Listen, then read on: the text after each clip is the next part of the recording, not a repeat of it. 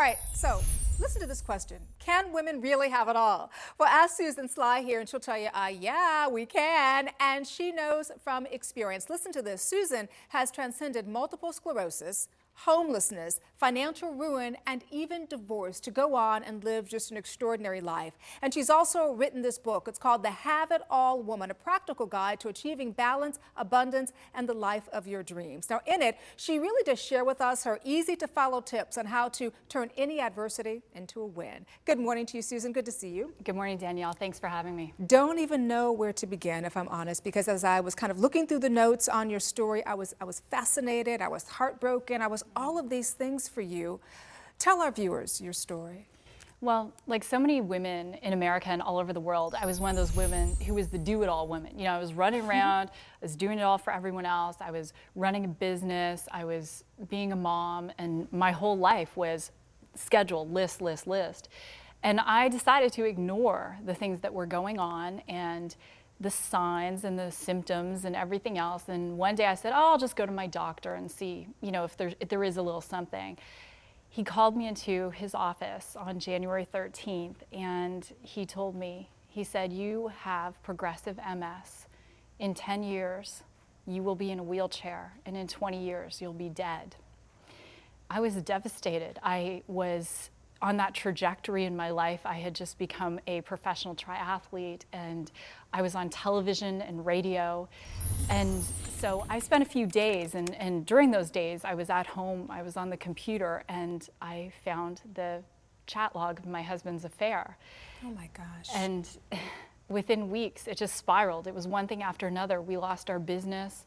I became homeless. I lost everything. I was $100,000 in debt, and I ended up living on my brother-in-law's sofa as a single mom. So, and all of this happened in a matter of weeks, right? 16 weeks in total. 16 weeks. So when you hit that rock bottom, when did something click? What changed for you? When did you realize you could go from this life where you really were overwhelmed, and overwhelmed maybe kind of even an understatement to what you were going through, to the life you have now, and you call that life overjoyed? How do you make that transition? It began with a decision, and there is a statistic. Mental Health America says that 50% of American women think that it's normal to be depressed. That it's normal? That it's normal to be depressed. And I said, you know, I don't want to go there. I don't want to be a victim. And at the lowest point, I got down on my knees and I prayed to God and I said, God, if you will show me the way, I will do the work. And I knew the road would be hard, Danielle, but I was willing and I literally surrendered. I just surrendered. And what happened was, little by little, different things began to shift. I got a job. I didn't tell them I was sick. I reconnected with my childhood crush, and so many things began to happen, but I had to surrender.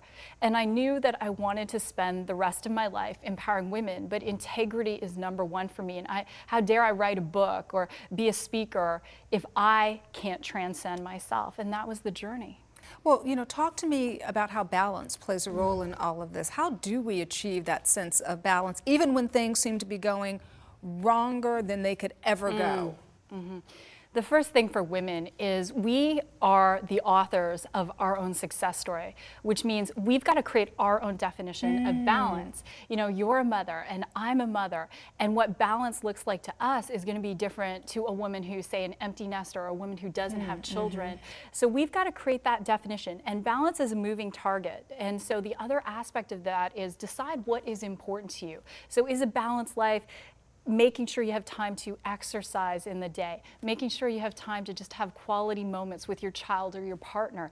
That's what balance is. But let go of the comparisons to other women, because if we say, for instance, we're with Oprah, her idea of balance might be totally different than, say, yours or mine. So it's a personal thing. It certainly is. You know, one of the things I was intrigued by in the book is your have it all pyramid. Walk us through this. Well, so many women were asking me, okay, Susan, how do you do it all? How did you transcend everything? And I had to really think about that and go, how did I do that? And I wanted a model to explain it. And so at 2 in the morning, when we get our best ideas, I woke up and I ran down to my office and I drew at this life pyramid. And a pyramid, of course, has a solid foundation. And as women, if we have a solid foundation, there is nothing we cannot do. And so the base of the pyramid is our health, getting our rest, getting enough exercise, getting healthy nutrition, supplementation. I mean, I changed my health by cleansing and doing all sorts of things that I previously hadn't done. Then, of course, spirituality, however we choose to do that, meditate, worship, whatever it is, and then self-love. When we have that base, then we can be great partners, we can be great mothers, sisters, whatever it is. Then we can take care of our financial house and do all those things. And in the book, I give the simple tips. I mean, we're not talking long, hours of living into this pyramid. I'm talking about 5 minutes a day, and you can completely create balance in your life. You also say, let go of the 3 J's. What are the 3 J's? Oh, jealousy, justification, and judgment. And so many women, they would look at a woman who is beautiful and successful. I used to be intimidated by women like that, and they'd be Why? jealous. Look at you. Well, at one point I was 200 pounds and I was going through a real rough patch in my life. And I looked at women, I thought, oh, it must be easy for her. And I was justifying. And, Sure, yeah.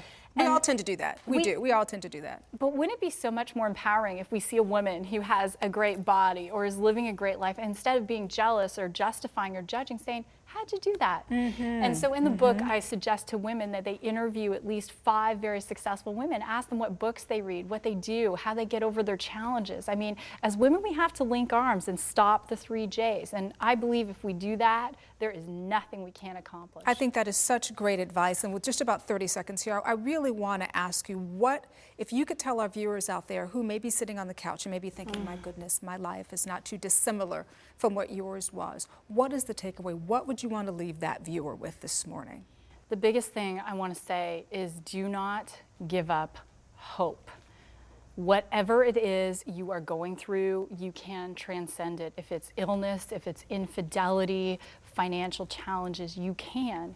And it's step by step. And the biggest tip I want to leave them with is the thing that changed for me is daily gratitude.